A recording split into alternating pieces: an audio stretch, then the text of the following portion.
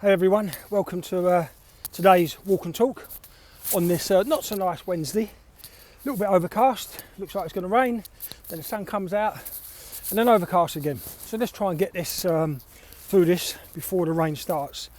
Now I'm doing a part two. Last week I talked about comfort zones and I said I'd follow up the following week with a part two, because normally I've been leaving these videos a few weeks apart. But I wanted to follow up on this. So last week, if you haven't seen it, please, I'll put a link below as well so that you can see part one and part two, hopefully, if you haven't seen it. In a nutshell, talked about comfort zones, talked about we've all got one, all different sizes. Those sizes vary depending on our upbringing, our experiences, our genes, and here really, basically, attitude, mental ability, etc. And it varies in sizes, right? We talked about that, talked about how everything we want is on the other side of fear. That's outside our comfort zone, and I call it the fear zone. That sadly becomes a killing zone because it will kill your dreams, often kills your goals.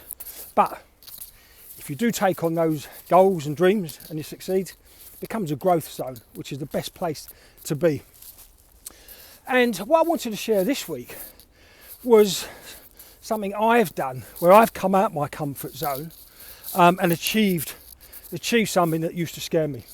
And I would actually say in the last 12 years or so since I got into personal development and life coaching and NLP, which a lot of you on here will know now, I've taken on a lot more than I used to. In fact, I think I've achieved more in the last 12 years than possibly I've done in my whole life because I worked on this. So today I just want to share something that I'd taken on. It might be a subject some of you guys want to do. And from that, there was a learning as a parent. So if you're a parent, you might find this interesting as well. So I always wanted to get into public speaking, be on stage. And I think they say, don't they, that public speaking, most people, is it just outside death maybe, public speaking is the next thing most people fear. Or maybe it's even worse than death. And most people don't want to do it. But I would guess there's some of you may be thinking about doing it, but you're scared to do it. And obviously there's a lot of you on here that already do that, because I've seen a lot of you on here, often with videos and talking about it. Now, 10, 12 years ago, like I say, got into personal development and coaching, and I started to go to many, many events. You name it, if there was one out there, I went, learnt a lot. The ones that stand out will be the Tony Robbins UPW, Unleash the Power Within, which is a 4-day event. Does it once a year in the UK. And part of that is walking on hot coals. Let's not get into why would you do that, but the whole point is here. If you can do that, you can do anything. And then from that, I loved it so much and being part of that community. I volunteered for the next 4 or 5 years on the fire team, and we built all those fires, and I got 4 or 5 more opportunities to walk those hot coals. So I've walked those hot coals 4 or 5 times. I also went to Spain, did something called the Enlightened Warrior Camp. And you know, their big thing out there was bending this thickest bar you've ever seen, with someone walking opposite you and bending that bar. But we did many things on those 5 days. Again, mentally, physically, challenging, exhausting, very tearful, but I learned so much about myself. So while I was doing a lot of this, and the whole point, I wanted to improve myself. Okay, that was the whole point of this, and I spent quite a lot of money doing it. Now, as I said, one of those things I wanted to do was public speaking, proper public speaking. Now, in our industry, I would say the majority of you now already present your work to each other internally, to clients. You know, a lot of you in here would have pitched business, you know, looking to win new business, £1 million. In fact, I still to this day think the most fearful time for me was when pitching in front of 4 or 6 clients for £1 million worth of work. I found that more daunting than actually getting on stage in front of hundreds of people.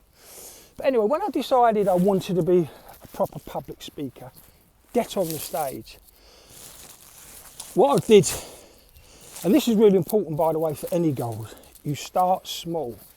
You know, the reason a lot of people don't take on their challenges and their goals is it looks too big, it scares them, and they don't do it. You know, somebody wants to run a marathon who's never run one before, isn't going to get up one day and run 26 miles.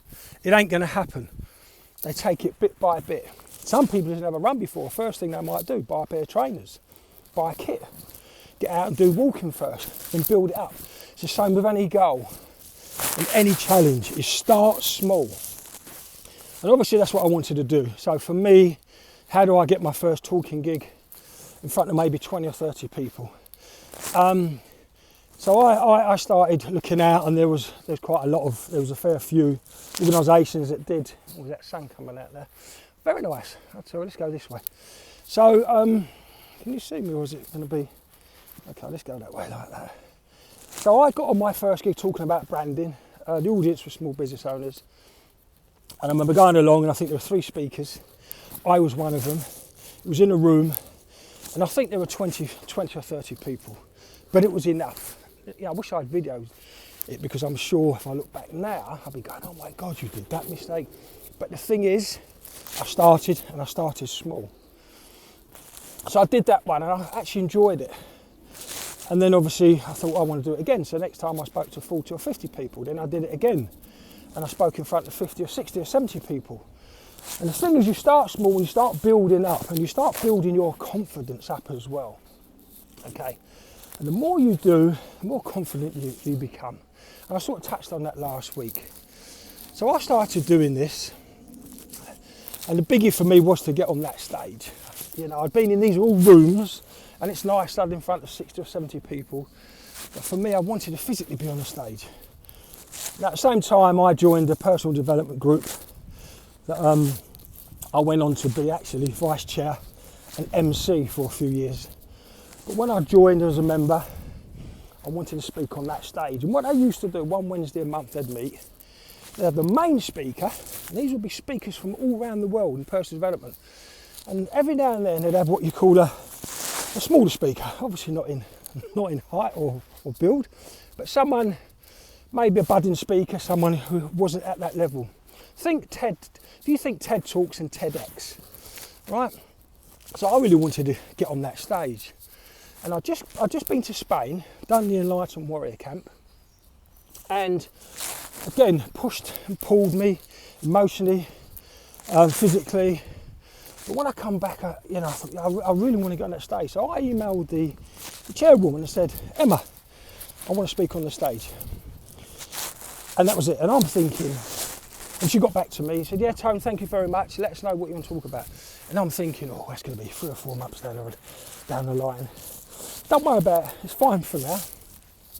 And I always remember this. On the Friday coming home from work, I got an email from Emma. She says, Tony, would you like to speak next Wednesday? And that weekend, I was having my kids, so that didn't give me long. Now, before I'd started on my journey of all personal development, my first reaction would have been no, because I'm what you call a perfectionist. Or, another way of putting it, procrastinator. Everything had to be perfect for me until I did something. And that's one of the things that's changed in my life. But guess what? When I got that email, I was on a train.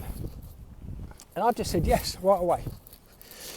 Didn't have a clue what I was going to talk about. I had my kids for the weekend. I probably had a couple of days to get something right. But what I'm going to show you, I'm going to walk up here because there's some lovely rocks. I haven't been up here before. So I've said yes. And I said, I have no idea what I'm going to be talking about, but I want to take it on. She come back, Tone, you're talking Wednesday. Anyway, as I started thinking about it, I actually got excited. Obviously I'm nervous, but I got excited about taking on a challenge. It is a big challenge for me, it's a big goal, because I'm finally going to be on stage, and we normally got between 100 and 150 people at the events. And I almost felt chest was coming out. I got excited. Years before that, there's no way that would have happened. So, as I'm driving over to my kids, I started thinking about what can I talk about. And I got to pick up my children. It was a Friday night, and the twins were coming for the weekend. Liv's a bit older, she had things to do. But when I was telling the kids, but I was standing there talking to Livs, and I said, Livs, I want to share something with you. I said, I've just said yes to talking on stage in about 4 or 5 days' time, and I haven't got a clue what I'm going to be talking about at all. And you know, the question, well, aren't you scared, Dad? Yeah, the answer was yes, I am. But I wanted to take it on. And when I was talking to her, it was in that moment I realised is, you know, for us parents here, and there'll be a lot of you parents on here, and quite rightly you'll be supporting your children, you'll be encouraging them to do things, take things on, maybe things we didn't even do. You know, to do things that may be challenging, to go for their dreams and goals. And I suddenly realised, how could we as parents encourage our children to do things that's outside their comfort zone if we're not doing it ourselves? And I think that's really important. Look guys, look behind me. Tunbridge Wells, these lovely rocks. I think there's a name for them, I'll have to check it out. Anyway, sun's actually shining, which is lovely. So for our parents, so there's two stories here in a way.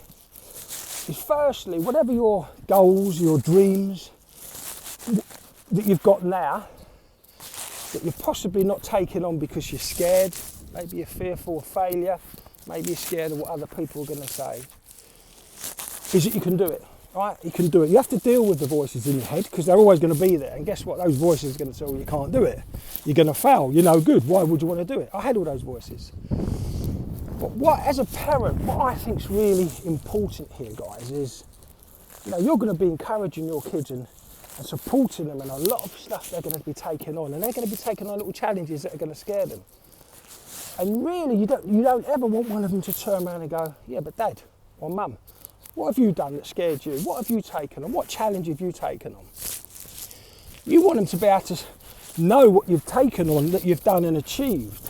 You know, and I know me doing these things definitely encourages my children to do maybe more. Because when I was a kid, I'll tell you what, my fear of failure, but probably what was worse, my fear of what other people were going to think of me, stopped me doing a lot of stuff. And would you believe it, you know, I got to the age of nearly 49 or 50, personal development, maybe late 40s, personal development coming to my life. And then I almost went whoosh, I went on this road to trying to take on a lot of things and learning a lot about myself.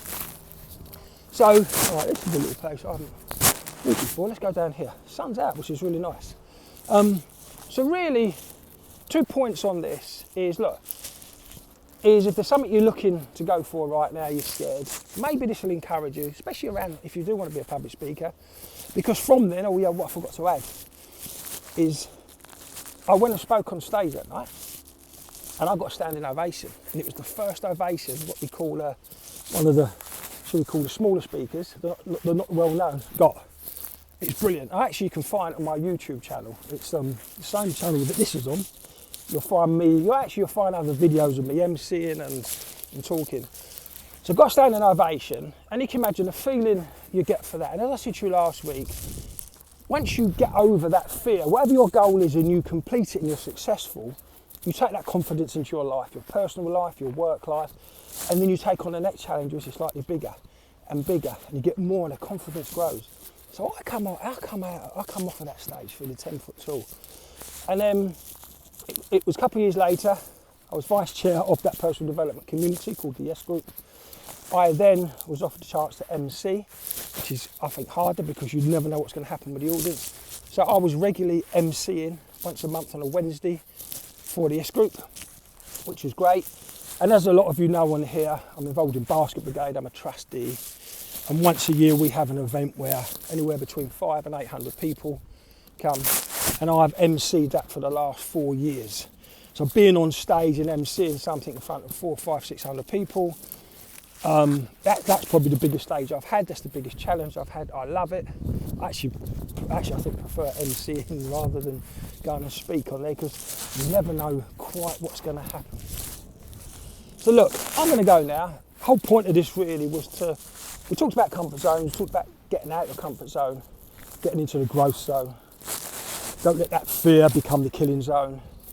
Because I promise you, if you successfully achieve what maybe right now something's holding you back and you're scared of, go ahead and do it. Feeling is unbelievable and you'll take on more.